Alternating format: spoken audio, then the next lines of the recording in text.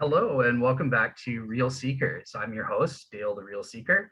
And today I have a really special treat. It's something I've been looking forward to doing for a while.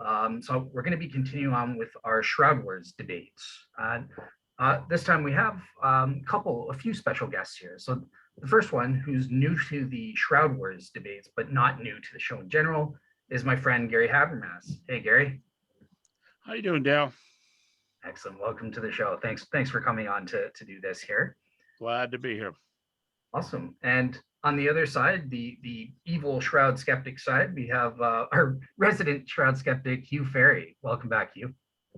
Yeah, nice to be here, Dale. Yeah. Excellent. Always a pleasure. So, and I'm actually have someone who's new to the show as well, Daniel Lowry. So, Daniel, welcome back to the show. Welcome to the show. Hi, it's great to be here.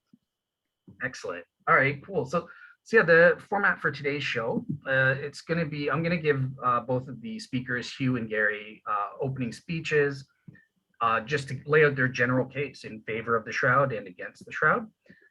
Then there'll be a Q&A session between them both, and then we'll end off with sort of an informal discussion between the two guests there. So yeah, before we get into that, I just want to hand it over to the guests to kind of introduce who they are and their involvement with the Shroud. So yeah, I guess Gary, I'll start with you since you're new to the show. Do you want to introduce us as to who you are and your take on the Shroud?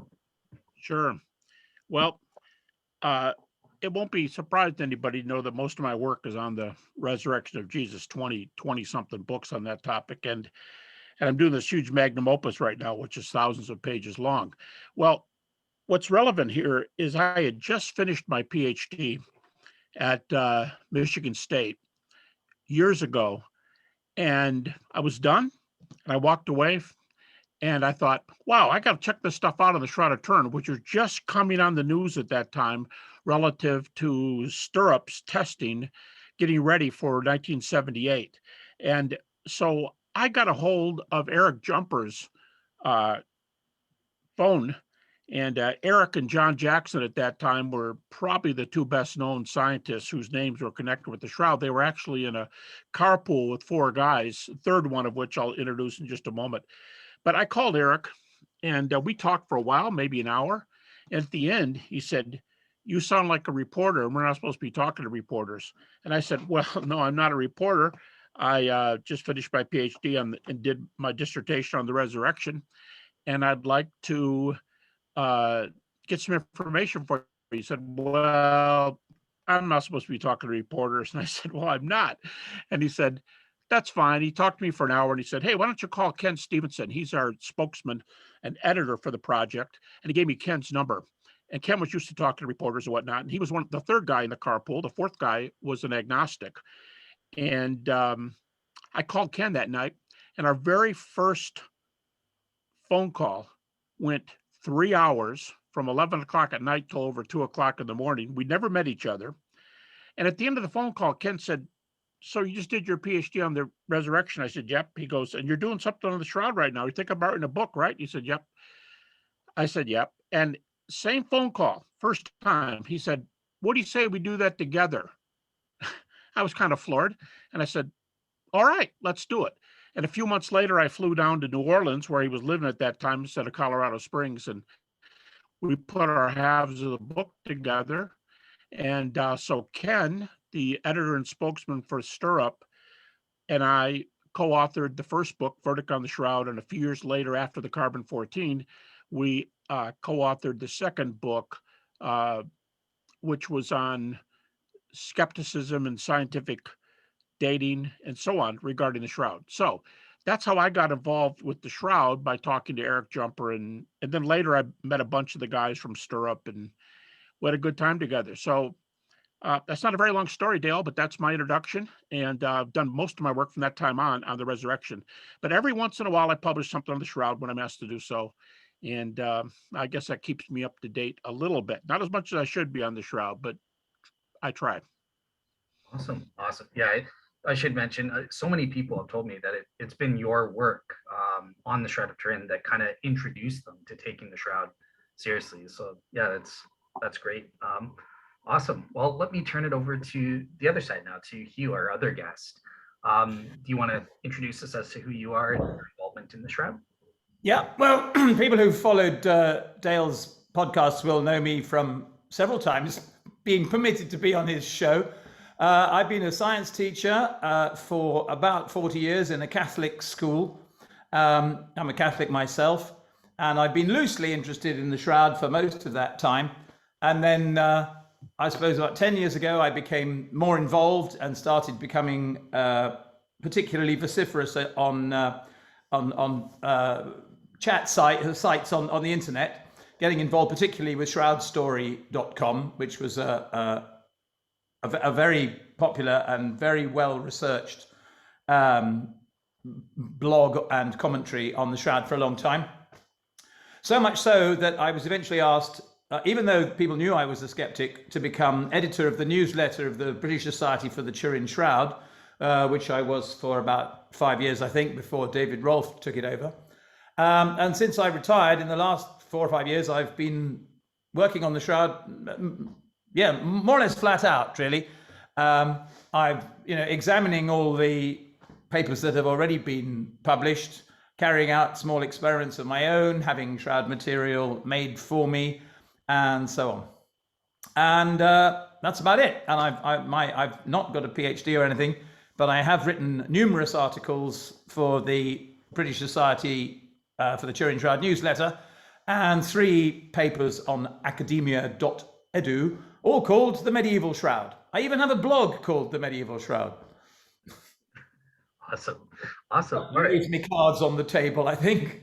There you go. Yep, I think we all know where we're coming from. So, all right, awesome.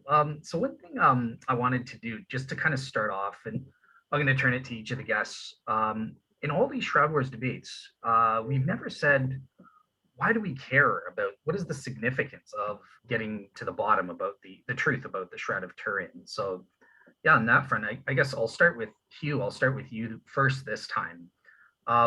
You're a skeptic of the Shroud. Why do you waste so much of your time studying this? Why is it important? Why should we care?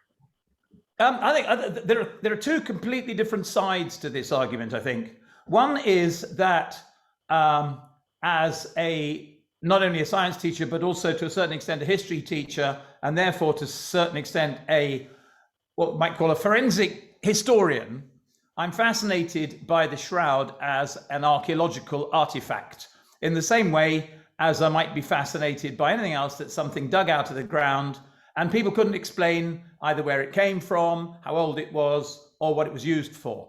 So that's a purely sort of historical and scientific investigation, and that side of it. But on the other hand, being a Christian and a Catholic, I do see the Shroud as having an immense possible significance to people who want it to have a significance. I think you have to be a Christian. It doesn't necessarily have any impact on Hindus or Taoists or something like that. But it can act, as can any really powerful work of art, or indeed relics, in terms of where it is and how it's been treated and its history, as a way of encouraging people to reflect on their religion, and especially, funnily enough, as it was originally intended, I think, to reflect on the humanity of our God. I think we're quite unusual in that respect, we Christians, in having a God who was distinctly human as well. And from that point of view, I think the Shroud is a very powerful and useful thing to have. Does that help? Yeah. No, it was very interesting, because I don't think I've ever asked you that before. So no, yeah. I don't think you have. No. Awesome. All right. Well, Gary, let me turn it to you. Obviously, you are coming from the Pro-Shroud side. So what do you think is the significance of this? Why should we care? Yeah, I'd say a few things right up front. I'm going to keep this response I'm going to try to keep it about as long as Hugh's, to use a couple more minutes during the later section on arguments. But I think it's odd. I've met Hugh here for the first time. It's really interesting that he's the Catholic and I'm the Protestant, and he's anti and I'm pro-Shroud. And it's also interesting that my master's degree is from a Jesuit university. And so I guess I'm on the right side vis-a-vis the Catholics there in general. But Hugh and I think that's just an amusing human difference. Let me say two things at first, the significance. First of all, I want to make it really, really clear that nothing in Christianity depends on the shroud being true or false. Whatever option it is, Christianity doesn't change because of it. If the shroud is true, hey, maybe we pick up some evidence. If the shroud is false, we lose something that some people thought we had, but that doesn't change the vast amount of evidence for Christianity. Secondly, I'll be arguing here when we do arguments, I'll be arguing for a general radiation view for the image on the shroud. I'm going to make the second point that there's not a 1-to-1 ratio between radiation and the shroud being genuine. For example, it could be proven tomorrow that the image on the shroud is not radiation, but that it is the burial garment of Jesus, and it still says whatever it says about Christianity. So there's not a 1-to-1 between that. In fact, Barry Schwartz, who may be the best known shroud expert today and owns the site shroud.com, Barry holds just that position. Barry is a non-Christian Jew by his own testimony, and he's open to radiation, but he doesn't hold the radiation view, and yet he definitely holds authenticity. So there's a human example, maybe the best known shroud scholar who holds authenticity, non-radiation. So I want to make those 2 points. Significance, if I hinted at it a second ago, now if the shroud is authentic, that says a lot about Jesus and maybe about his resurrection. If it is not the above, not caused by resurrection, and so on, it could still be evidence for Jesus, but not for his resurrection. What I mean is, in that case, it can contribute to the historical Jesus studies, but not the resurrection.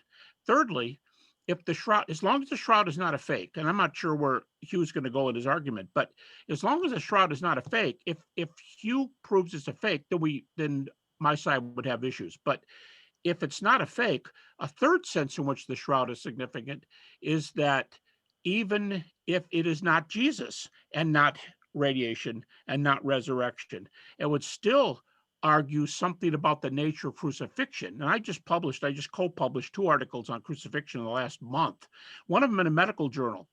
And another PhD and I,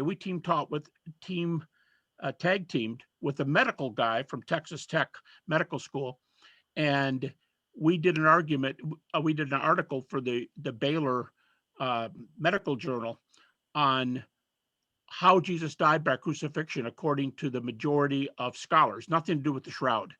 But the third thing would be that if it is not radiation and it does not evidence the resurrection and it is not Jesus, it still can tell us an awful lot about death by crucifixion. And that would be a third historical sense in which the shroud would be very valuable.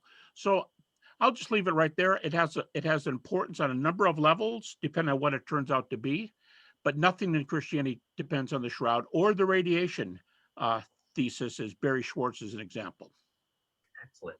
All right, awesome. So yeah, I think with that said, okay, great. Let's get into this then. Let's get into presenting our opening arguments as to why we should think that the shroud is authentic and or fake. So yeah, Gary, I'm going to let you go first this time. I've set it up for approximately 10 minutes each, but as the audience knows, I'm flexible in terms of timing, so feel free to go shorter or longer, whatever it is that you want to do to make your case. So Gary, I'll turn it over to you. If you'll forgive me, Gary, I'll be looking down. I can see that, that's because I'm typing down some ideas as you go along. It's not because I've fallen asleep. Totally understood. I don't think you're dissing me. I don't think you're writing a letter to somebody while we're talking. Texting or and for each of the guests, if you want, it's totally up to you. If you've prepared like visuals, I've set it up so you can share your screen, but it's up to you guys if you have it or not. Okay. Yeah, I didn't do anything with bringing audio visual, so I'll just be giving my arguments here. 1 second, I'm trying to set my watch here so I can see what I'm doing. Okay, I've got 10 arguments to present here for the authenticity of the shroud. The first 9 more or less argue for radiation. The 10th one argues for authenticity, but not necessarily for radiation. So let me dig right in there. I would say, first of all, one interesting argument for radiation right now is that there's a possibility, and I'll just leave that. There's a lot of things going on right now. I'm in touch with some of the scientists that are doing the explanation and so on. And there's studying right now. Here's one thing. Is it possible that on the image in the shroud, on close-ups, and on our best digital photos, we can see images of teeth coming through the lower lip on the shroud? And Barry Schwartz has the best photographs, as he does in everything, where these are quite obvious. I think I've talked to Barry about it for hours. It's very interesting. But teeth, also, the bones appear as if we are seeing through the back of the hands and seeing bones. Also, it's been mentioned that the spine, the backbone, and the skull have these same things. But the teeth in particular in the hands seem to show the evidence of X-rays, and Hugh and I can pursue that if he wants to. But if it's X-rays, if that's what that is, one of the photographs produced by one of the top researchers who passed away recently, unfortunately, Alan Wanger. Alan has photographs where he photographs half a human skull, and the other half is half of the shroud face. And you can see the continuity that comes right across the teeth, right under the shroud for the rest of the teeth. So I'll just leave that there. 3 other evidences, 2, 3, and 4, for radiation from the beginning, from the 1978 investigation, have to me been really, really strong arguments. The second one, and the first of the 3, is the 3D image on the shroud. It's pretty well agreed that there's a 3D image. And I remember stories from the guys in the team way back in the 80s that when people were trying to fake the shroud image, some of them made the mistake of photographing their work and sending it to the shroud team. And they put it in the VP8 image analyzer, the computer that at that time gave about the only real 3D photos in the world. And when people tried to fake the 3D image, it came out, it was a disaster. That their photos were disasters and not 3D. So we can pursue that later. But a 3D image, here's what it says. A 3D image says that whatever created the image in the shroud jumped across space of up to 4 centimeters. And if that happened, the image creating mechanism would have to go through space and not be put on the shroud with hands. So I'll leave it. I'll leave all these briefly and we can discuss them during the time. But I think 3D is a strong argument for some kind of radioactive-like transfer. Secondly, of those 3, and third argument overall, is the superficial image on the shroud. If you take the shroud images, and I remember a discussion that I had years ago with one of the chief physicists on the team, who said that if you take a thread and cross-cut it and put it under a microscope, there's about up to like 200 fibrils. Well, images of the shroud are only 1, maybe 2 fibrils deep. That would be 1/100th or 2/100ths. 1/200th or 2/200ths, which would be 1/100th of a thread. The image does not go through a thread. It only goes through 1 or 2 fibrils of a thread. And try as you may, the people who've tried to fake images of the shroud have had a lot of trouble with the superficiality, because I've heard it explained, whatever kind of method you want to use, physically speaking, there's going to be residue. And even a dry application like powder, there's going to be a residue, and the superficiality is an issue. Third of these 3 early ones, and the fourth overall, is the non-directional nature of the shroud image. We have a photograph in our first book, Verdict on the Shroud. Ken Stevenson and I have a photo from the shroud team of non-directionality, and it's incredible. All it is a photograph of light. What it looks like is if you took a lampshade off a lamp and took a photo, and it looks like boom, and it's all light. That's non-directional. In other words, there wasn't left, right, up, down, coloring, painting, whatever created the shroud came off as a whole, I don't want to say, I'm not saying that the explosion part, that's not what the photograph is. It's just that it's one of a whole and doesn't come made up of directions. Here's the fifth argument. There's no paint, dye, powder on the shroud in the image area. There's little flecks here and there because it's been painted through the centuries, but there's no paint, dye, or powder or whatever on the shroud that can account for the image. Now, there have been a lot of discussions here, including, well, I'll let it go till earlier studies, but no paint, dye, powder. So naturalistic theories made from contact are rather difficult. 6, there are a number of hints besides the teeth. There are a number of hints on the cloth that a scorch is what we're talking about. And here's some of the hints. The cloth of the shroud is dehydrated, conjugated cellulose. That's the chemical description of these linen fibers. The coloration, it looks like you put an iron, you left the iron a little too long on a white shirt. And it's that yellowish brown color. Now, some of that's time and everything else. But the interesting thing here is that the dehydrated cellulose gives appearances that are certainly consistent with radiation. There's no image plateaus, no capillarity, no saturation. What I mean is there's no pooling on the shroud, no capillarity where some liquid would run along the fibers as we often see. None of that on the shroud to speak of. Thermally stable, stable in terms of water.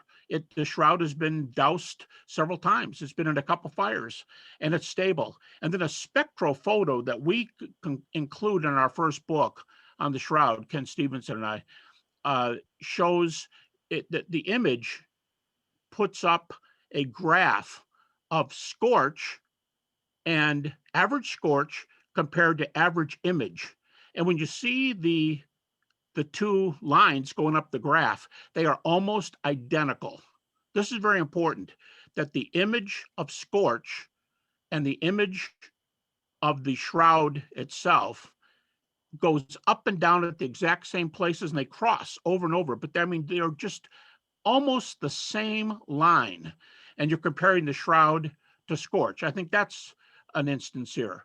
I think all of these are arguments for the likelihood that this is a scorch of some sort. And it's even been argued that there's more than one type of radiation on the cloth. So there's nothing here that's, got to be this way.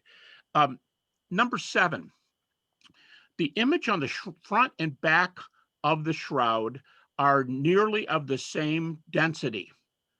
Nearly of the same density. Now, this is incredible. If the man in the shroud, for example, weighs 160 to 185 pounds, you would think that the body weight pushing down on the cloth that's from his heels up to the back of his head, the body weight pushing down would, of course, make a heavier image than the cloth that is simply laid over the top and nothing on top of it, as far as we know.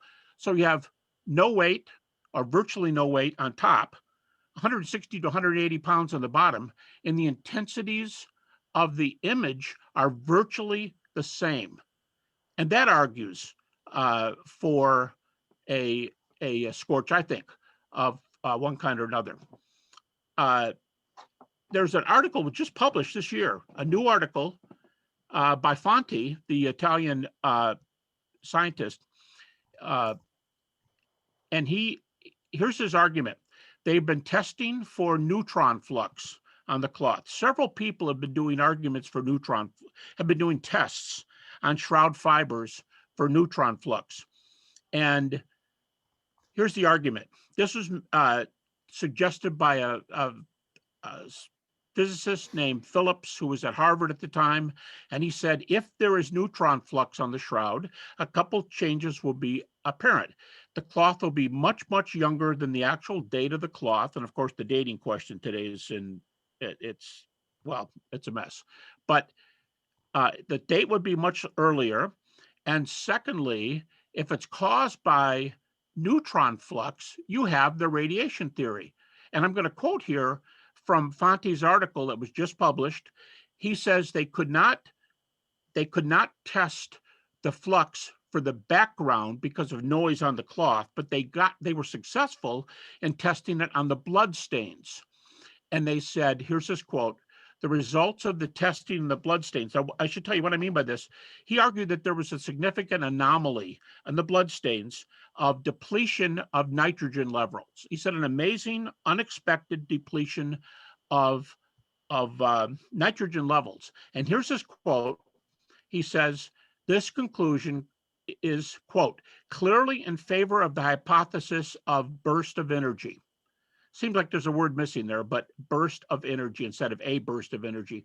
Once again, clearly in favor of the hypothesis of burst of energy, judging from the what I just described about neutron levels in the blood testing. Number 9, no known naturalistic theories to date. A lot of people have tried. Many of them have submitted their results to the team. I have to admit, some of the tests have come surprisingly close to duplicating several of the images, several of the arguments on the shroud. And some of the scientists, John Jackson and others, have said, yeah, they've got a little bit of this one, maybe 30% of this one move, maybe, I'm just making these numbers up, maybe 50% of this one, but so many of these they have none of, and they don't have the overall result. But what I'm saying is some of these fakery attempts have explained a number of things on the shroud. I would concede that. But to date, no known explanation, no naturalistic explanation has been accepted, to my knowledge, across the board from the skeptics saying it's got to be this or that. Now, those are 9. I said I had 10. This one is more about authenticity and not about image. We said there's different levels here of authenticity, and that is the light darkness, right left reversals on the image. Now, I'm very much aware that painters can paint with right left reversal. They can paint with left right reversals. They can do that, but it still remains a real anomaly because it's not a common thing, and it's hard to come up with. You can do it naturally, but it's hard to come up with, and I don't think it argues that therefore it's radiation. I don't think that therefore it's radiation follows from that last one, but it does seem to argue for authenticity at some level. So there's 10 arguments. 9 of them are mostly for radiation and authenticity. The last one are kind of a general authenticity, non-radiation at the same time. So there's 10 arguments, and I think I'm finished. Awesome. All right. Well, thank you very much. So yeah, at this point, I'll turn it straight to Hugh to give his kind of opening case as to why he thinks the shroud is not authentic or not to do with Jesus and his resurrection. It won't be quite as beautifully tabulated as Gary. So thank you for that. However, I suppose from our point of view, the shroud appears without any provenance in the middle of the 14th century. It is instantly declared fake. It's withdrawn. And when it is finally shown again, it's declared to be only a representation of the burial cloth of Jesus. And it is not generally considered officially, as it were, by its own owners to be the genuine burial shroud of Jesus until about 1450, about 100 years after it first appears in the historical record. So, and of course, we can say it's been carbon dated to precisely that time. So from that point of view, unless we can repudiate that evidence, and I know there's a lot of people who do try and repudiate the radiocarbon evidence. I'm not saying that that's, that we must take it as read. But unless those that general information can be quite soundly repudiated, there's an a priori case for it being medieval. However, we then get the rather interesting situation as to if it was denounced as not the Shroud of Jesus, as soon as it was made, or as soon as it was publicized, you wonder, well, what was it then? A long time ago, Gary Vicken, the art historian, wrote an interesting little article and saying that as a fake shroud, the shroud more or less had to be the way it was. And I immediately challenged that and said, no, the shroud as a shroud, even as a fake shroud, the shroud is a disaster. It's the wrong shape and size for a shroud. Nobody has ever been buried in a long, thin cloth laid edgeways on. It's got an image on it. And this was one of the main reasons why Catholics and the Pope and shroud deniers in general said that it couldn't possibly be genuine because it had an image on it. So if you were to make a fraudulent shroud in those days, you wouldn't have come up with the shroud that we know as the Shroud of Turin.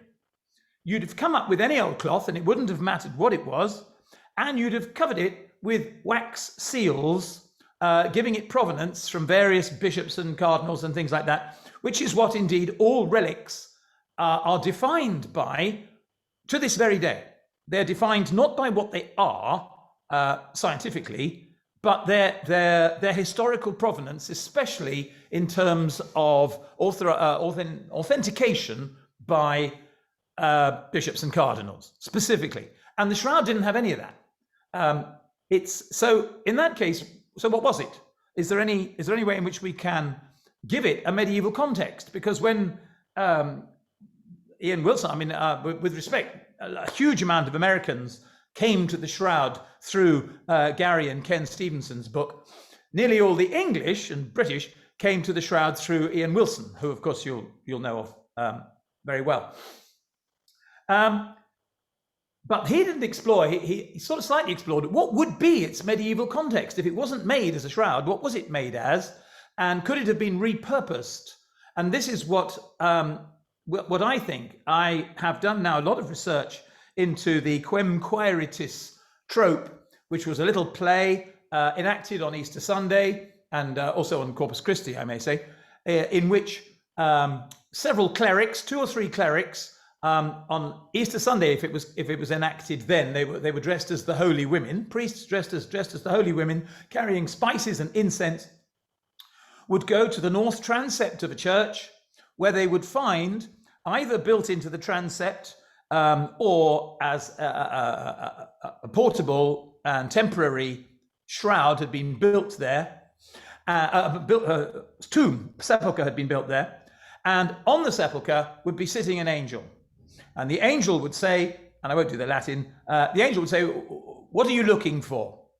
And they would say, "Jesus of Nazareth." And the angel would say, "He's not here, he has risen." And the angel would show them the shroud, which was a cloth in the box. And they would pick it up and they would take it back to the high altar and display it to the congregation.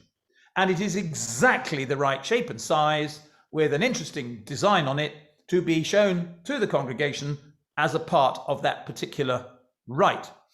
And the wonderful German, whose name, of course, instantly escapes me, one German wrote I think 9-volume book tabulating over 500 different versions of this Quem Quaeritis ceremony, which was held in churches all over Europe for something like 400 years. And in a large, well, I say not a large proportion, a small proportion, but a great many of them, perhaps 30% of them, a shroud was an essential part of this ceremony.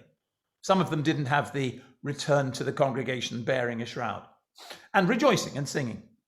So we know from historical evidence that for 400 years, sheets purporting, not pretending, not deceitfully, but acting as the burial shroud of Christ, were shown to congregations in churches all over Europe for hundreds of years.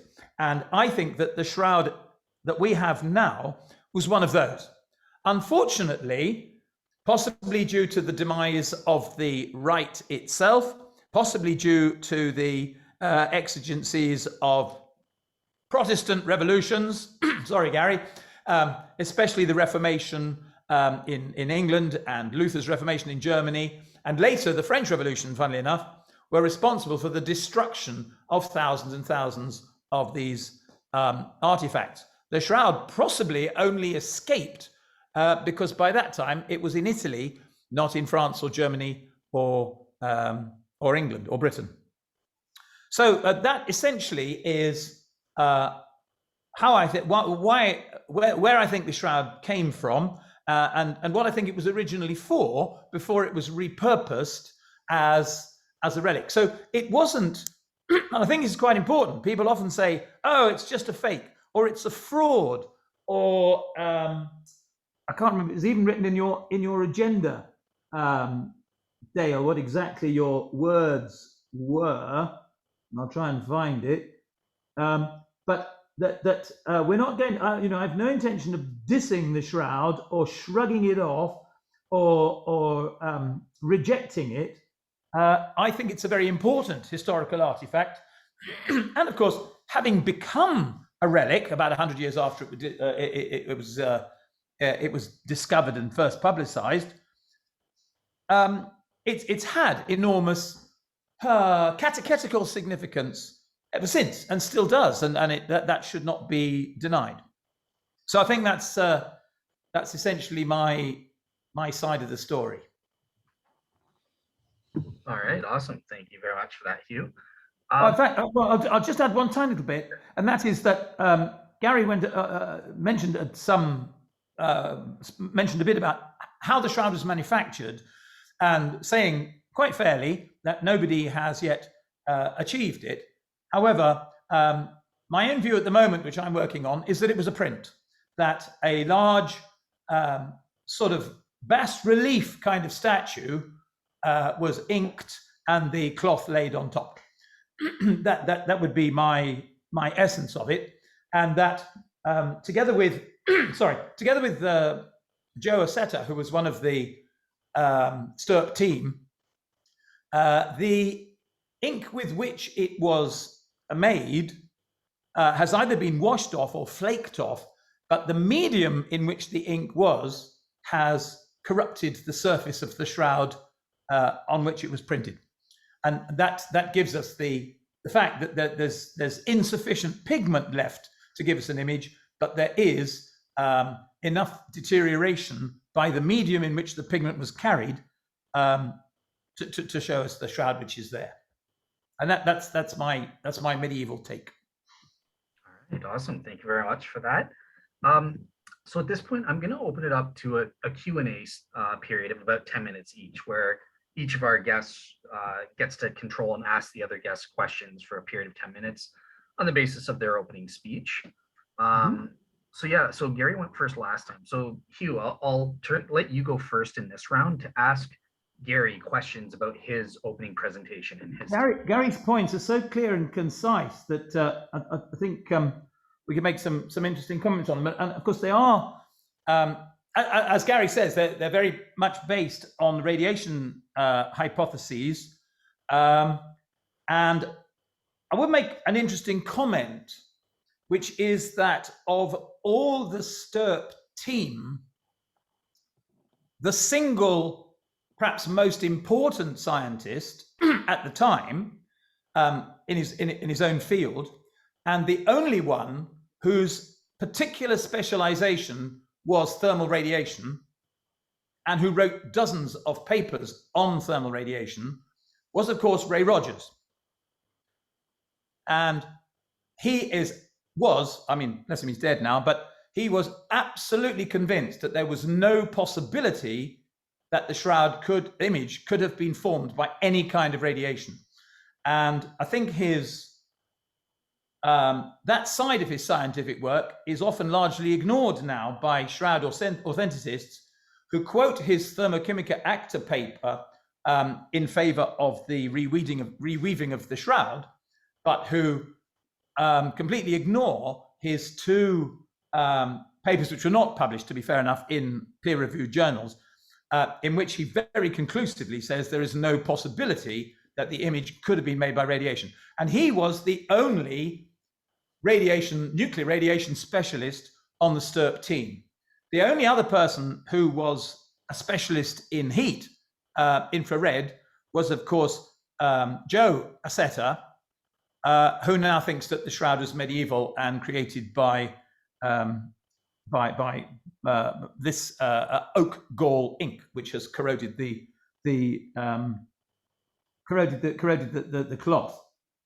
A little while ago, we had a discussion on the Shroud Science group about the teeth, and I would just like to ask Gary, it's a bit of a trick question, if I may, Gary, but if the X-rays, did the X-rays form a darker, did the X-rays darken the shroud? I mean, are the teeth dark patches, or did the X-rays go around the outside of the teeth and form light, so that the teeth appear as light patches? I'd have to go back and look at the picture. I'm not positive exactly what you're asking.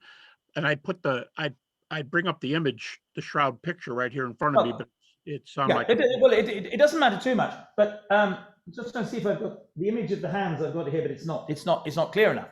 But X-rays are blocked by bones, as you'll know. So if the X-rays were blocked by bones and the body gave off X-rays, then we would expect the bones to be lighter because the X-rays would not damage the shroud, whereas the body parts around the outside would be darker. So the teeth would show up as dark, as light blobs, and the bones light as light blobs. Do you see what I mean?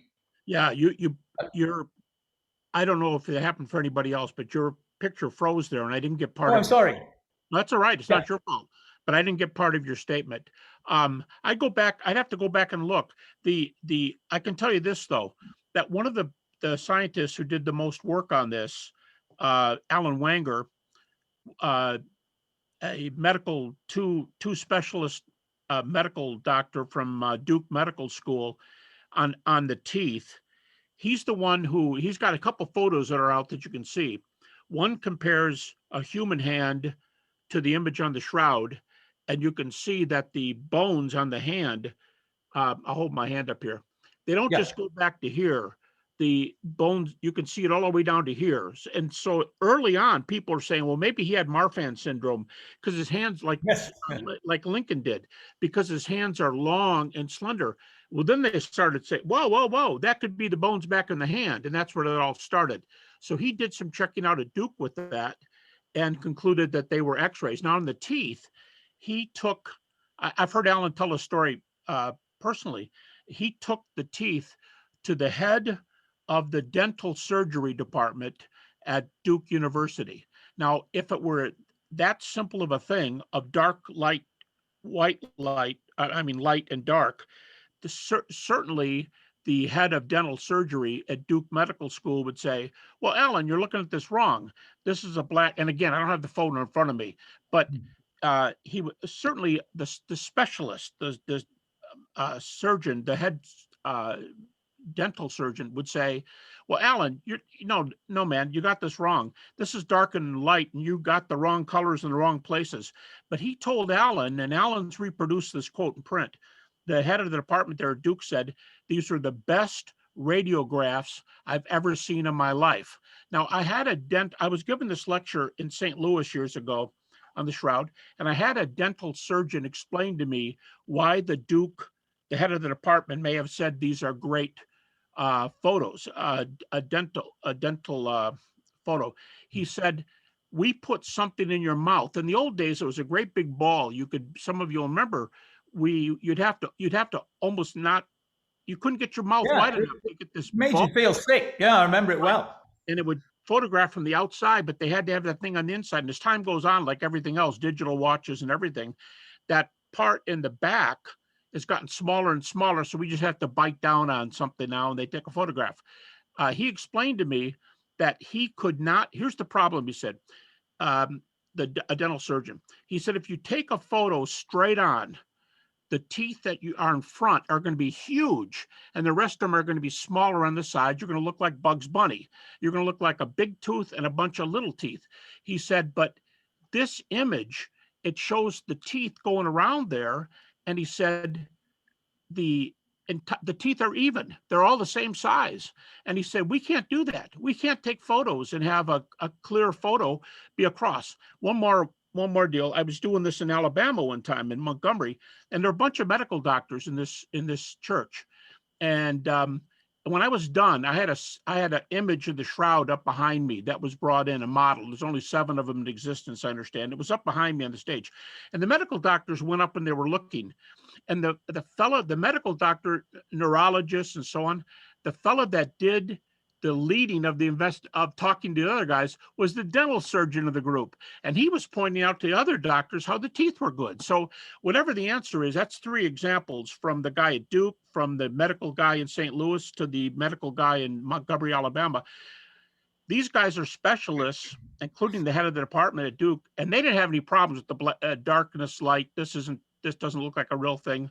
Again, the Duke guy said they were the best examples he ever saw of the teeth, because there was no image, nothing used inside to take the picture. So that'll be my answer without looking at the photographs again. No, well, that's fine. But I mean, I do have a serious problem with that. And I have asked people to show me a picture of these teeth.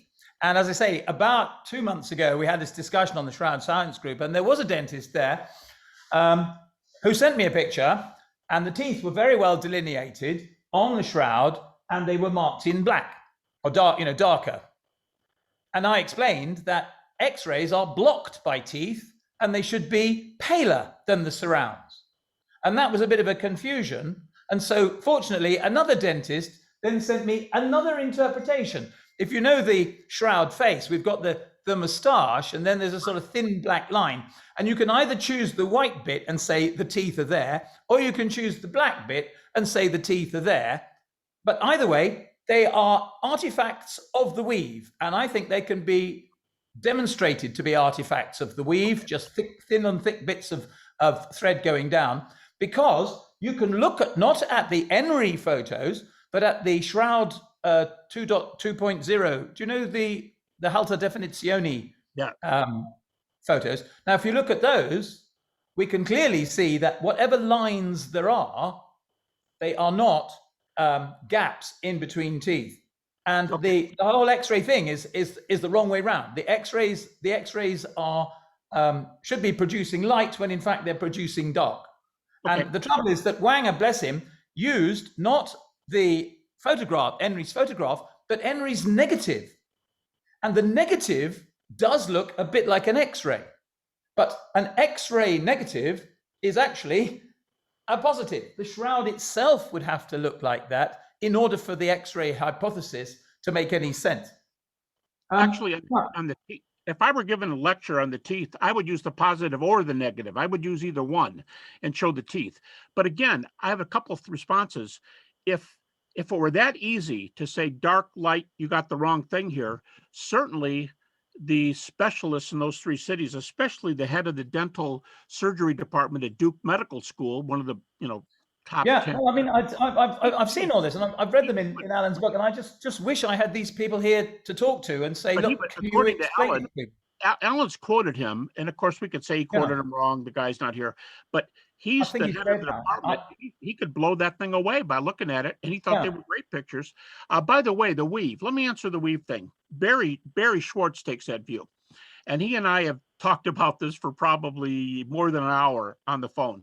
And so Barry sent me the best photos available of the teeth. They're digital photos, and they have the lines in the cloth and these little spots called teeth. Okay, here's 2 responses. Number 1, some of the quote unquote teeth, whatever you want to call them, are not marked by lines in the cloth.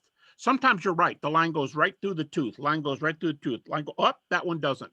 The line doesn't go through the tooth. That one up. That one doesn't. The line doesn't go through all of them. Secondly, the hands. The hands are left-right. They're horizontal.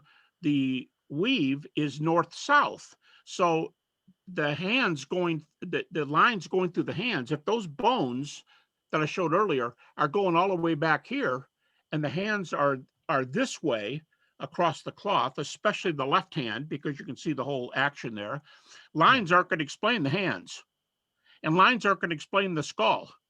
the skull is the whole big object. So a Yeah, line. that's one of Alan's thing. I had the privilege of debating with him on Premier Christian Radio a little while ago. Well, before he died, bless him. But I completely disagreed with him about the skull. I just don't think it's there at all. That really is.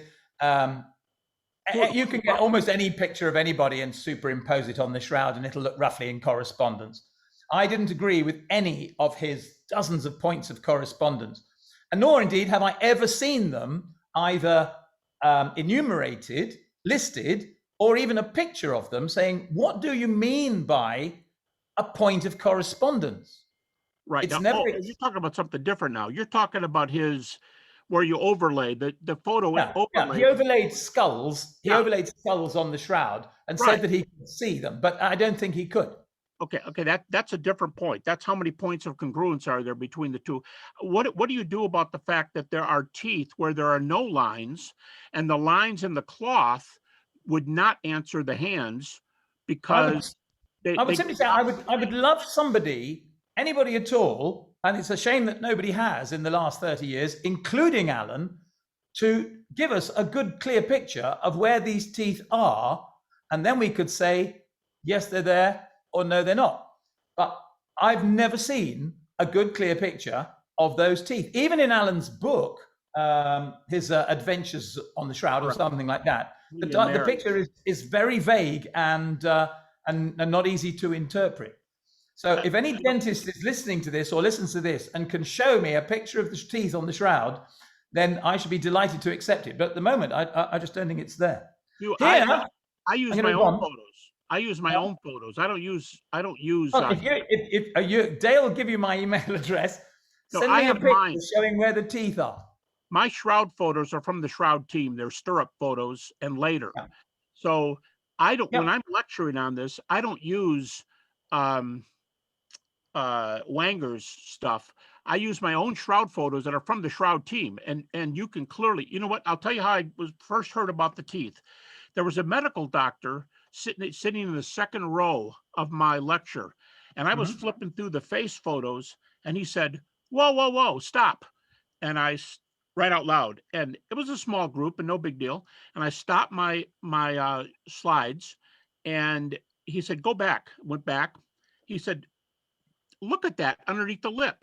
He said, those are teeth. And the first one to ever point this out to me was a medical doctor on the teeth.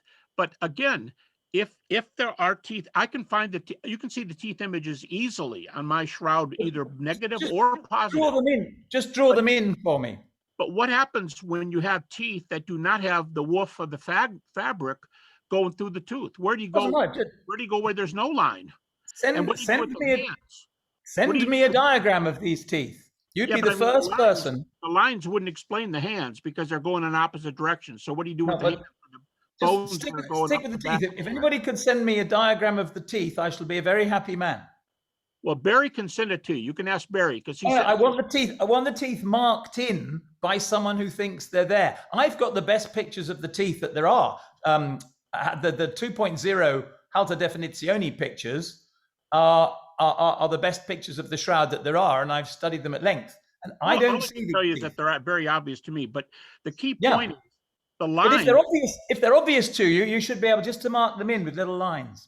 Well, yeah, but if they are, how did the physician see them in the second row, probably 10 feet away from the photos? How did he notice it 10 feet away if they're that hard to see? I don't know without asking him, but I can ask you because you're alive and you're here. Yeah, you are, but I don't have the pictures in front of me. No, not instantly, but tomorrow or something like that. I'm also interested in what you think about the hands, since the lines in the fabric do not affect the hands. The hands, the hand goes this way, and the lines in the fabric go this way. How would lines going this way explain bones going this way? Well, those are very obvious. They're not very pronounced. Back of the hand. And on a carving. I forgot to see. On the carving of a hand with bas relief, you can clearly see with the way I'm holding my hand. Yep. We can see the tendons. Yep. Here, so a carving would show a succession of lines in exactly those positions. Right, but I'm going on the line and the fabric theory. That would not answer the hands. No, that wouldn't explain the bones there. But the bones of the hand are, as you can see, explained by tendons, which if you had a statue or a bas relief and you would carve not only the knuckles, which are very visible on the shroud, but also give a bit of texture to the back of the hand, then you would see these ridges which are there. Right. Now, you know that a lot of those have been, a lot of the bas reliefs and those like them, contact images, have, and also the acid, also the statues where they heat the statues and put the cloth, linen over that. You know that a lot of those, many of them have been tested by these guys, both pro and con, pro-shroud guys, con-shroud guys, and nobody has produced an image that is 3D, non-directional, superficial. Nobody's produced it yet. Now that I readily admit, that doesn't mean that one won't be produced tomorrow. I know that. Right. So far, these things have failed, and even the critics have said they failed so far. Yes, yeah, fair enough. We've got good. I mean, I've got good explanations for certain things. I mean, I think that there are one or two things which people have got completely wrong, which I think is a shame. Here is a piece of cloth, and on it, I'm going to scribble some black lines. Yep. And that's the back of the cloth. All right, it doesn't go through. That paint, I mean, it's from a felt tip pen, but that paint is absolutely superficial. And I can look at it through a microscope and discover that we have really only just shaded the top few fibers. You're saying, you're absolutely right, that if I chucked it in a washing machine, it would all wash off, there'd be nothing there at all. Right. But this is Joe Acetta's point, and mine too, and that is that this is not oak gall ink. If it had iron sulfate or iron acetate with it, then after you'd washed the ink off, you'd be left with the where the ink itself had degraded the fibers underneath. But the idea that a thing is superficial is extraordinary. Here is a cloth. It's made of nylon and it's heavily imprinted. There's only one layer. There's nothing on the back. Most paintings are extremely superficial. People don't realize this. I don't know why. I think people get used to the idea that an oil painting should sink through its canvas, but it doesn't. Go and look at some oil paintings, and you'll discover that they very rarely go through. Okay, cool. Sorry, Gary. I'm going to let Gary answer that issue. Right, let me make the last. Yeah. Mostly superficial and superficial are two different things. The image on the shroud is so superficial that one, maybe two fibrils out of 200 fibrils, only 1 to 2 fibrils are affected. I would like to pull out, I'm not a scientist, but I would like to see somebody pull out, you said some things you'd like to see. I'd like to see somebody pull out a fiber from some of the fakes or some of the markers or that, and show that a fibril does not go, the thread does not go deeper than 1 to 2 fibrils. And when you say, well, and then the color wears off and there's still a degradation there. I'm not saying this against you, Hugh, but that's kind of convenient to say, not you, a lot of people say this, but it's kind of convenient to say that the material washes off and we have the residue and we can't find the material because that's gone. But I'm telling you that what's left was caused by the stuff we can't see. I find that to be like a magical argument. Like, yeah, it is. We don't have the color. We don't have the color, but we have the result of the color. But if you don't have the color, you can't argue what caused it. We do have the color, and you've actually admitted that we had the color. Where? The shroud is completely covered in little spots of iron oxide, which you attributed to relics being laid on top of the shroud. Well, people painted it actually, but copies of the shroud being laid on top of it. So Hugh, is there enough iron oxide? Come on, enough iron oxide on the image to cause the image? No, there's not enough iron oxide to cause the image, but there is enough that would be left over after you'd washed the image off. That's an assumption. You're assuming it would be washed off. You see, I can't see all the iron oxide. It's obviously been washed off. No, I don't know that at all. I don't know on the shroud in the first place. So Hugh, let me kind of interject at this point because I want to make sure I'm fair to Gary. So this was your period to question Gary's opening. Gary, you want me to hand you the reins, and now you can kind of question Hugh, and Hugh will get the last word in this period. All right. Yes, indeed. Yes, I'm very happy. So it's Gary's turn. Sorry, I went on for longer than I should have done. No, it was a great combo, but I want to be fair to Gary as well, so it's even. Yeah, Hugh, Hugh and Dale both, Daniel as well. I don't mind at all that Hugh went over, because I think if I were to be asking the questions as I am now, it'd be very much the same. We'd still be going back and forth. So to me, it doesn't make any difference who's leading the questioning. It's going to sound very much like this. Actually, one of the points I was going to I marked down. I too was writing while you were talking. And I did think, I think the theory that goes back to Macron and others, not Aceta only, but Macron, that there's some iron oxide, but the vast majority of it is gone, and the result always stays there on the cloth. I just think philosophically, that's my area. I'm not a scientist. Philosophically, that's kind of a really, really lame argument when the argument is, oh yeah, the stuff that produced it is gone. The stuff on the image remains. Of course, we don't know that there was an iron oxide image. You can't prove that.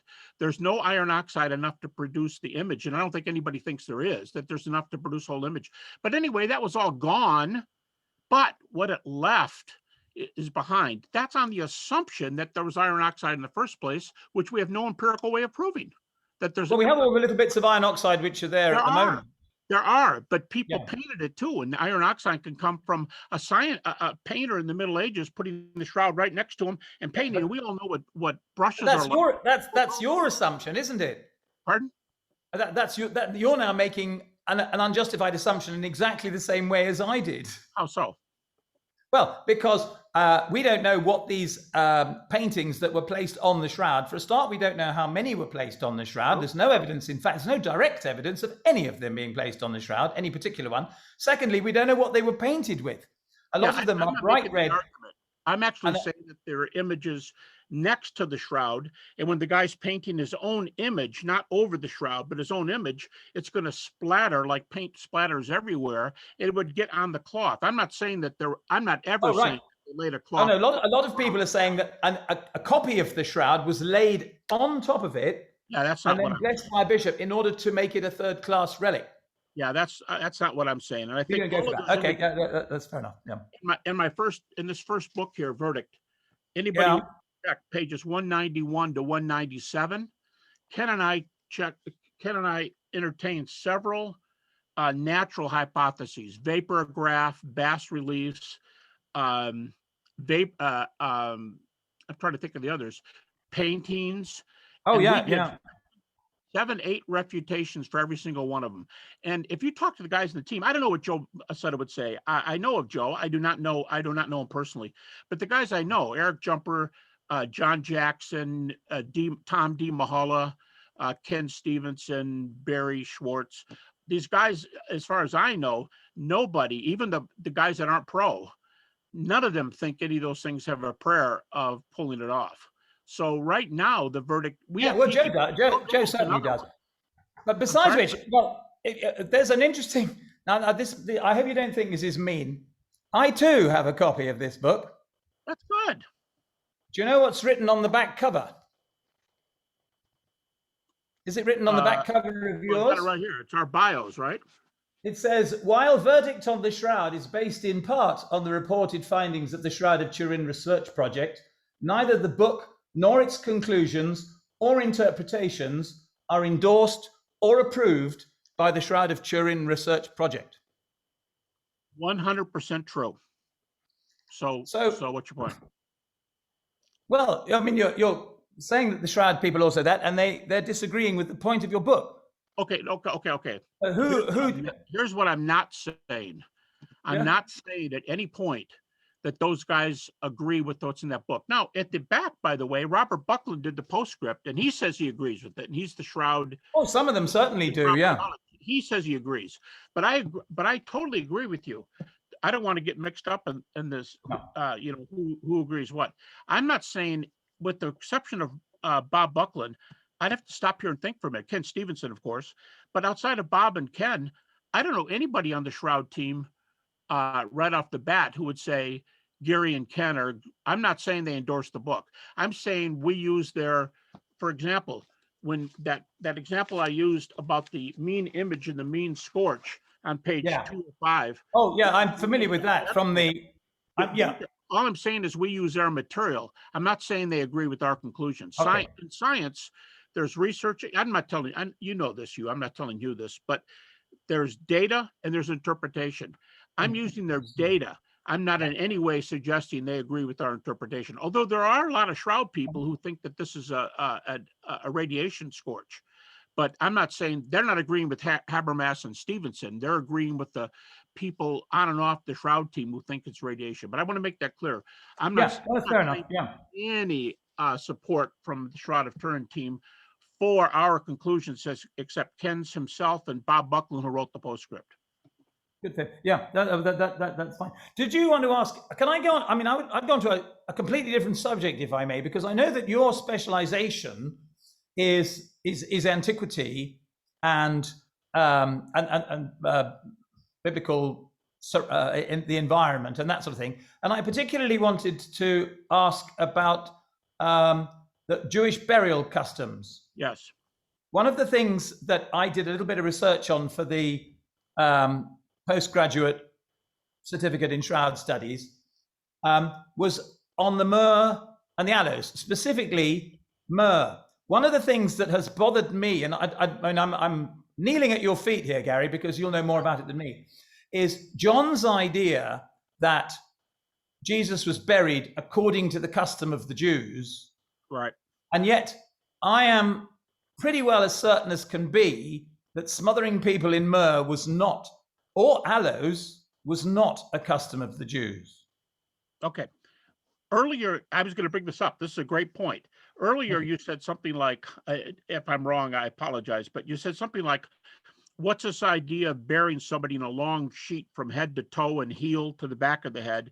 Where does that come from? We don't see it in antiquity. It's certainly not in Jewish studies. Well, first of all, I'll point a few things out to you. There is a person buried the same way in the Dead Sea community. And that was made known by a guy named Wilson, not Ian Wilson, but a different Dead Sea expert, Dead Sea Scrolls expert. There was a guy buried with his hands crossed in front of him and still pieces of the cloth on around the skeleton. All right, then if I'm not mistaken, James Tabor, a skeptic, doesn't believe the resurrection or anything. James Tabor produces another example in his Jesus Dynasty book. And let me give you a third thing. This is maybe the most important one.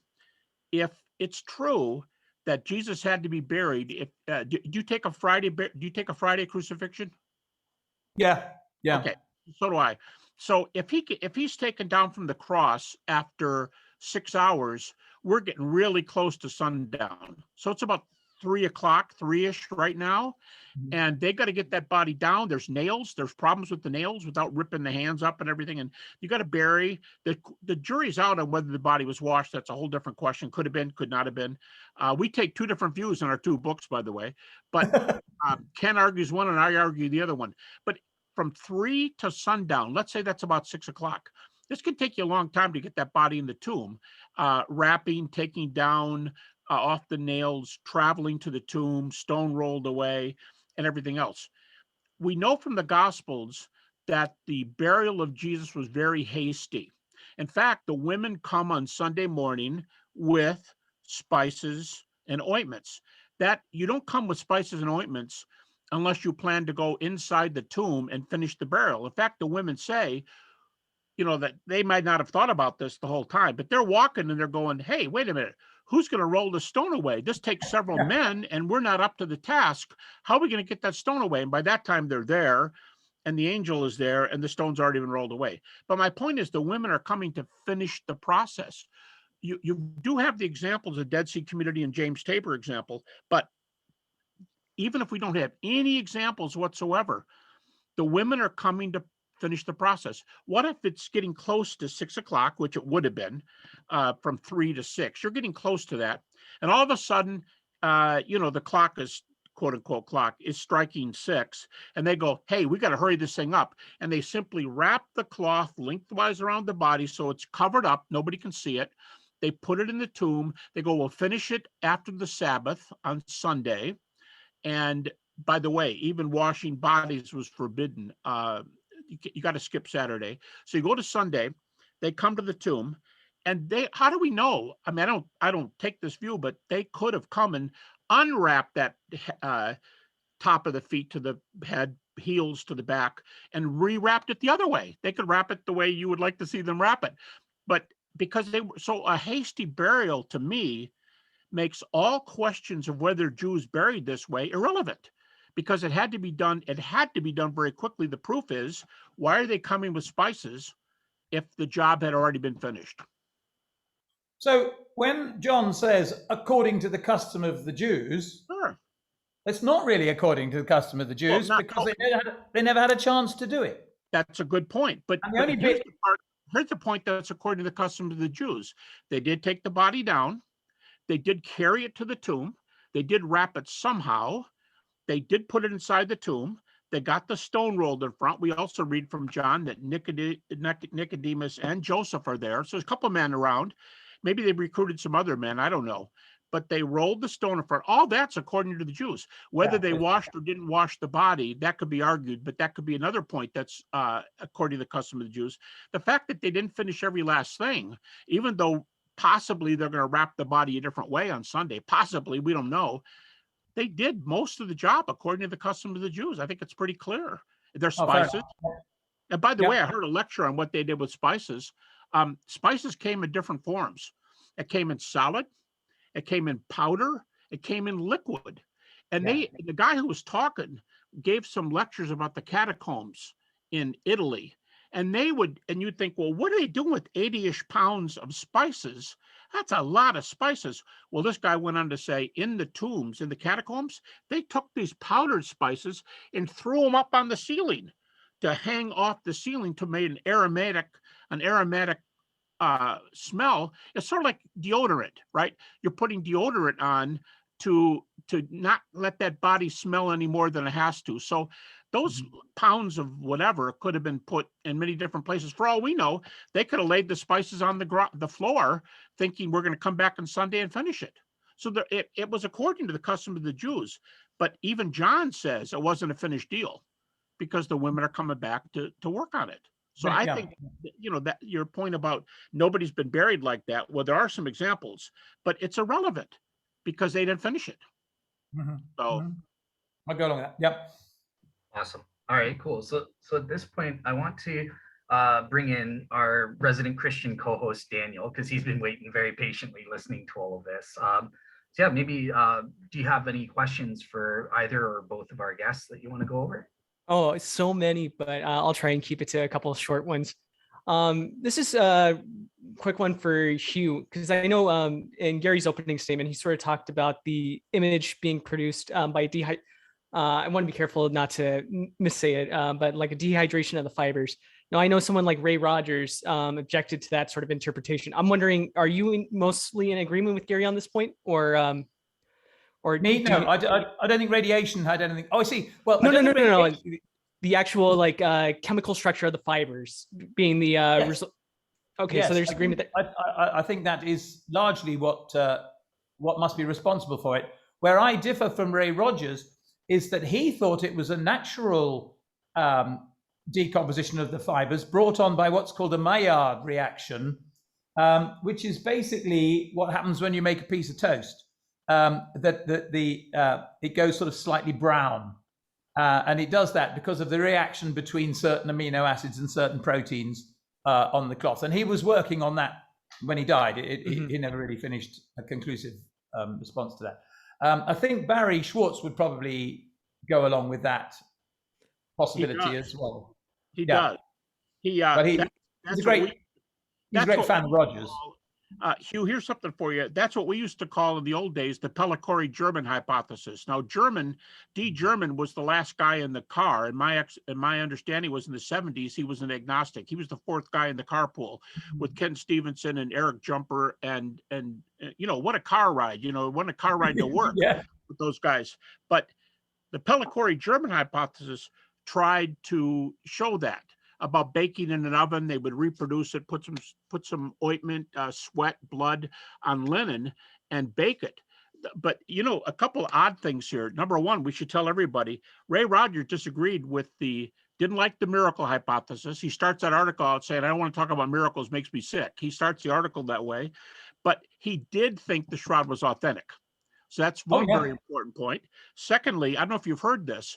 We interviewed D. German in our second book right here, The Shroud and the Controversy. We interviewed D. German because he was one of the guys who tried to do that hypothesis, the Baking Maillard reaction that you're talking about.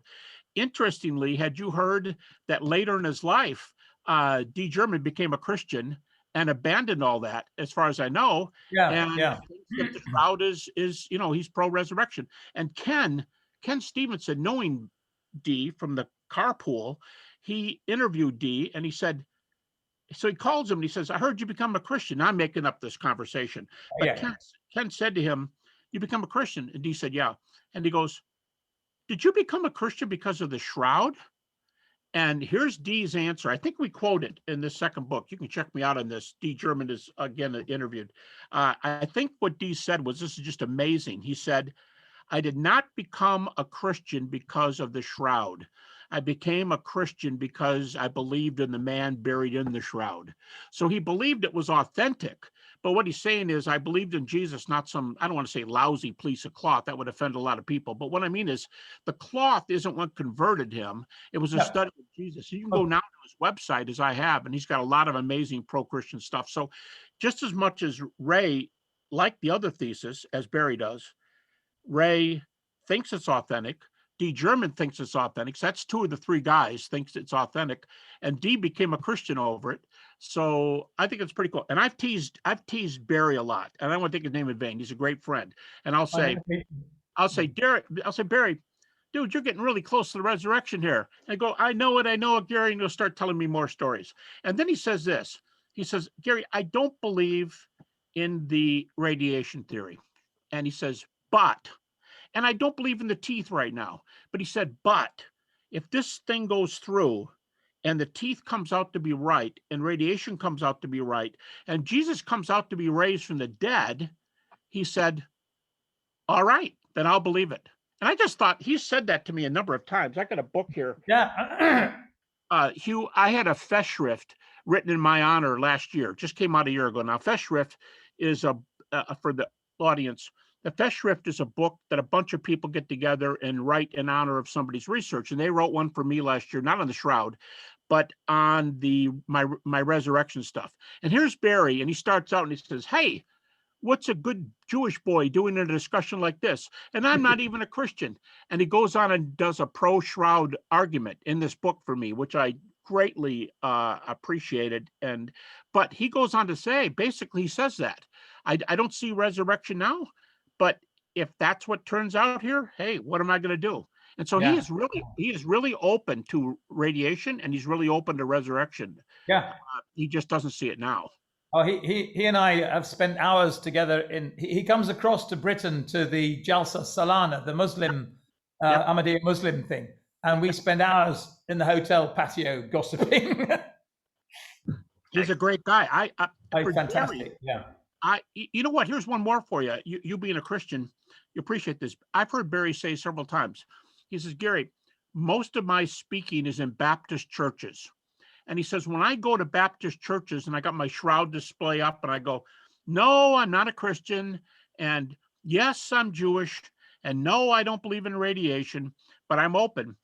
He says, these Baptists will come up to me. And he says, after doing this for 40 years, I know what's going to happen. He said, they're going to talk to me about the plan of salvation and ask me if I believe that Jesus is the Son of God who died on the cross for my sins and rose from the dead. And I'll say, no, but I believe he lived in history. And I believe he's a good Jewish fellow. I believe he's a prophet. And I believe this is his shroud. And then he tells me this, and this is the neatest part.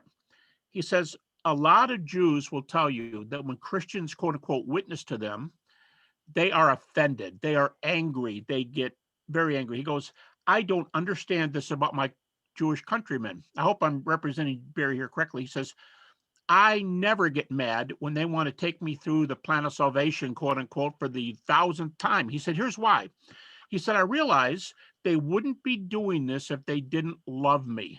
And if they do it because they love me, I can handle one It's more. okay. I just think that's a beautiful Yeah, testament. that's great, isn't it? That's typical Barry, though, isn't it? It is typical Barry. I told him when he told me that, I said, Barry, buddy, you're a hippie. He goes, actually, I was a hippie in the 60s. So he still has that. And he hasn't changed much. He hasn't changed. Great long ponytail. Long hair, ponytail. Yep. All right, Daniel. Daniel, do you have any other questions for people? Yeah, this is just a clarification for Gary on the James Tabor and the Dead Sea material. Yes. Just because when I was looking a little bit at like trying to figure out like how well the cloth, like the verisimilitude between it and extant examples of, say, Second Temple Jewish burial garments and stuff like that. The one thing I was having trouble with is that I wasn't able to find too many examples of extant cloths, maybe little pieces and stuff like that, but not like a one that we could really get a good idea from like a physical copy. So I'm curious, in those examples that you cited, did they find like extant shrouds, or was it more just looking or more the cohesion between how the subject was buried and what we actually see in the image? Well, Daniel, I'd say it's been long. I know James. James and I have spent some time together, and we call each other friends, even though he's not a believer. As you probably know, he's a nice guy, good friend. But I don't remember the part in his book. I'm looking at his book over here on my shelf, right where we're talking. I don't remember exactly what he says on that part, but there are pieces of the cloth left there with these bodies and in the Dead Sea example. But here's mostly what they go on, if I understand the argument. The person's buried there. They don't have their hands at their side with, everybody, a lot of people say to me in lectures, I thought the Jews buried like mummies. And I'll say, that's Egyptian burial. That's not Jewish burial. You got to get them straight. Okay, all right. Well, the people that I'm thinking of in those two examples, they have their elbows out at the side. Now, I could stand up and do this, but I'd be messing the picture up. If you put your elbows out at your side and your elbows are extended beyond your rib cage on both sides, that's not consistent with burying like an Egyptian. So they go not just from the fact of how the pieces of the material they have fit this type of shroud burial, but the position of the body fits the position of the body in the shroud material. And again, I mean, I would say I said it at the beginning, I'll say it at the end. If this all turns out to be fake and the shroud's not the real thing and Hugh's right and everything else, fine. It doesn't do anything for it's a great little argument because it stands to strengthen Christianity if it's true. It does nothing if it's false.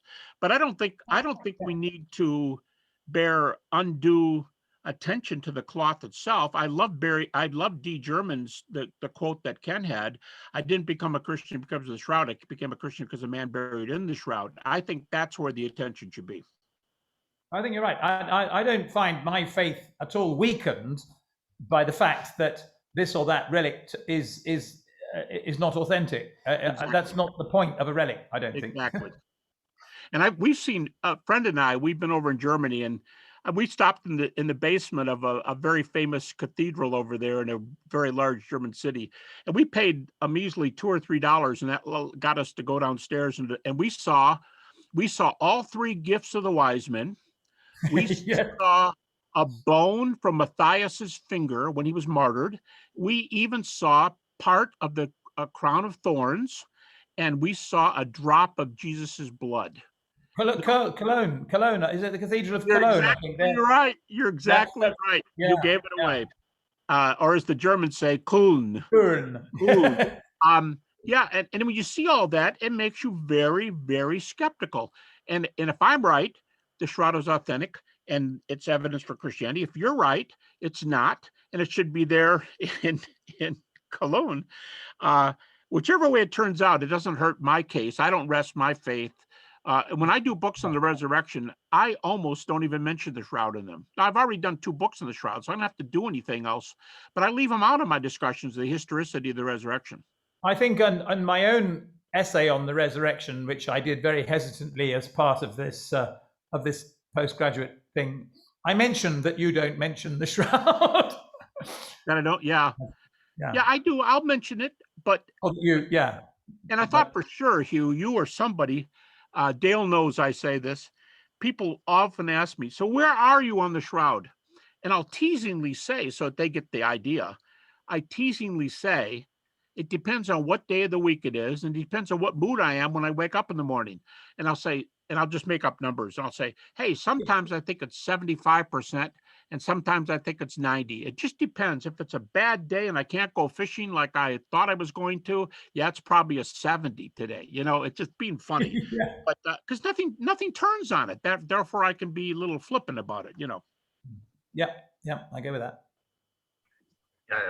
Daniel, any last? I'll let you ask one more question for each person if you have it. Well, since we have a resident philosopher, I'd like to ask Gary a little. Well, this is open for both of you because I think Hugh, you've talked about this a little bit in some of your articles too, of just the epistemology when it comes to the shroud. Like, because my sort of reaction to the scholarship that I've read on it on the Authenticus side, it's very much looking at the scientific data surrounding the image properties and stuff like that, and going, well, we need to answer that question first. What could generate this sort of first? And they view this as a problem for the skeptics side. Whereas the skeptics are going to oftentimes in publishing will look at the C14 dating and the historical aspect and say, no, these are big questions that the Authenticus need to answer first. So my question for both of you is, how do you sort of weigh those issues as far as like when it comes to coming to a complete explanation of the shroud? Now, I know Hugh, like today, sort of mentioned his image hypothesis, so it might not apply quite as well, but like I know I've seen this sort of tension between the two sides. It seems like both sides want to argue for based on the answers that they can give on certain questions, but sort of ignore other questions as well. So I'm curious how you two sort of view that, sort of weighing those tensions between the two. Daniel, can I jump in real fast? Let you answers it. But if you could clarify something, what do you think is the hardest question for each one of us to answer? You said they gang up on the good stuff and don't answer the bad stuff from their view. What do you think is the hardest question for both of us? Well, I'm sort of thinking a little bit of Dale Allison's treatment of the shroud in his last book on the resurrection, where he sort of goes, as a historian, when I look at the historical data and I see a relic without provenance and seems to have strong C14 dating going that way, then my natural instinct is to conclude that it's fake. Also, simultaneously, he ends it by going like, I don't want to give an answer to how the shroud was made. Like, I look into that stuff and it gets really, really hard to explain. So it seems like in him, he's sort of dealing with a bit of a tension between these two sort of sides. So my interpretation of the data seemed to be that Authenticus really think that they can really hammer home the particular image features and how difficult that is for an artist to sort of reproduce. I would thoroughly recommend you, and Gary's probably familiar with him. Russ Brio is one of the greatest shroud lecturers that there is, and he delivers a lecture called The 7 Secrets of the Sacred Shroud, because he's a real publicist for it. And I think that what he says is valid, whether the shroud is authentic or not. And what he is he's really epistemological. And if I could just take one thing, and this is, going with Gary's idea, and that is that the idea of light and a burst of light as being a revelatory or a confirmatory or aspect of the revelation of God through the ages comes in all the way through the Bible, from beginning with "Let there be light." And if the shroud, if we take the shroud to have been created by a burst of resurrection, if it's a fake, I would even go so far as to say it looks as if it might have been created by a burst of resurrection, and the shroud links, therefore, the creation of the world with the "Let there be light." It fits in with the burning bush and bits of aspects of light all during the Old Testament. It fits in with the transfiguration and that sort of thing. Now, we've got no evidence whatever from the Gospels that the resurrection was accompanied by a burst of light, but it seems fitting that it might be. Is that sort of partially an answer to your question? How would you respond to that, Gary? Is that about right? Yeah, you know what? I'm looking to see if it made it or didn't make it. But in the second book on the shroud, I was doing a chapter on the light as part of Revelation in both covers from Genesis to Revelation. I There you don't go. know if we have a question and answer section.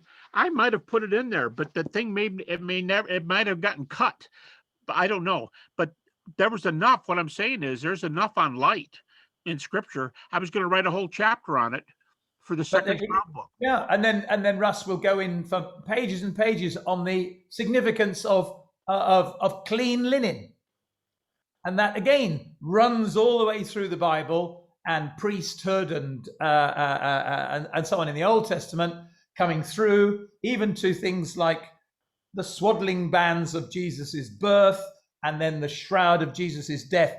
And I'm absolutely blown away by Russ's exegetical explanation of the shroud. It's great. Do you know it, Gary?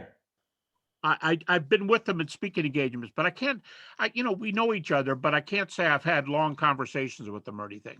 No, but it's I mean, his loveliest thing, which is perhaps the thing he's most famous for, is by looking up what Jesus has done, or what God has done for Jesus has done for mankind, ransomed, bought, redeemed, and that sort of thing. And he says, well, what happens if you go to a shop and you buy something? You get a receipt, and the shroud is the receipt, and it's got what was paid for you, which is the image of the dead Christ. That's pretty provocative. It's pretty provocative, isn't it? It's beautifully done, very clever. 7 secrets of the sacred shroud, and then, because he got very excited, 7 more secrets of the sacred shroud as well. But, well, there's enough to write. There are enough to write 14. There, when they say things like the shroud is the most investigated artifact in history, either secular or religious, you'd have enough to write 14 secrets. I mean, there are just that many things. By the way, we haven't said a thing about Tristan Casabianca. We had him here at Liberty lecturing, but the stuff on exploding the carbon-14, people should know, not producing a new date, but destroying the old date. Interesting. I know I'll get this wrong, but the journal in which it was accepted, the Oxford University Journal of Archaeochemistry, that journal, if I'm not mistaken, the editor of that journal was one of the guys that published the 88 C14 back in 88. He now allowed Tristan's article to be published in his journal now, as if to say to me, if he doesn't, he probably thinks Tristan's fine, but whether he does or not, he thinks Tristan's redating thing was worthy to be printed in the Oxford Journal. So that's really interesting from 88. Well, Tristan himself in the article says that none of his article demonstrates that the shroud is not medieval. What he does is demonstrate in such a way, when the Oxford people got the results back, essentially they got dates of 1, 2, and 3. Now, if they had known that 1, 2, and 3 were in a line, they might have come up with a better explanation for why they were different. Whereas at the time, it could have been 1, 3, 2 or 2, 3, 1. There was no particular reason to suppose that there was a chronological gradient across the sample. Once we knew that the Oxford sample is at one end and the Arizona sample is at the other end, then you can statistically, and which Tristan does using the data from the labs anyway, that there is a chronological gradient. But what he doesn't demonstrate is that the chronological gradient means that the shroud is not medieval, and neither does he say it is. Correct. And in fact, more recently, I don't know whether you've read the Schwalb and Walsh paper. Larry Schwalb and Brian Walsh have just produced another paper. Yep, I've got it. You've done in which they suggest that in fact the dating could be 30 years out. 30 days after what? The cross? 30. Well, the dating could be 30 years off the correct date. So they don't suggest that they have demolished the medieval date. What they suggest is they're providing an explanation for why there is this strange chronological gradient. Right. Larry's the one who did the foreword to our book. Larry did the foreword. Right. Yeah. I will tell you this. and Larry and I talked for hours. He's a physicist, but we talked a lot about the resurrection, Larry and I. And if I remember correctly, if I'm being fair about this, in the 80s, he called himself an agnostic. I don't know what he'd say now, but a good guy, very, very kind guy. But I will tell you that there's another thing here. You're right. Tristan does not say he can tell what the date is, but the answer to this question that research is being done right now on the neutron flux question could be very important for a date. What you do with neutron. I know there's several scientists right now. They probably don't want their names called out and they don't want anybody to know what they're doing. But I know that several scientists right now are working on a way to prove the neutron flux thesis. And if that comes out, hold your horses. Well, of course, Bob Rucker and Mark Antonacci have come up with their neutron hypothesis, which is spectacularly easy to test, which is that since Jesus, if he resurrected using a burst of neutrons which affected that corner of the shroud in such and such a way, then any bit of the shroud that was closer to the body would be even more enriched with carbon-14 and would therefore date to several hundred years in the future. So all you need to do is to take a single thread from, say, the blood belt or something like that, and these threads still exist. In fact, I wouldn't be at all surprised if Barry hasn't got them tucked away in his they do. Colorado den. We all know people who have them. And Bob, I know you've debated Bob. Bob has that one paper out. It's something like 17 reasons to believe the shroud image was radiation. Yeah. That's not the title of the paper, but as soon as you get into it, he'll tell you I'm given 17 reasons for why the image is radiation. I was just going over it last night, and that's a lot of arguments for radiation. Oh yeah, you have to accept an awful lot of his assumptions before the arguments are valid, and I don't necessarily accept his assumptions. He thinks he puts the truthfulness for the shroud way up there. And I asked him one time, what do you think about the resurrection?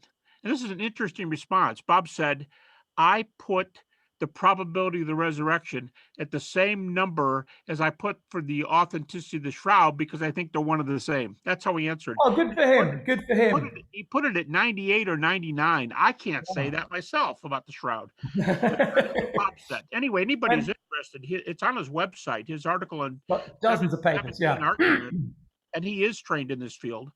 He's an expert. Yeah. Yep, he is. So Lind, too. Who also helped Antonacci with the experiment.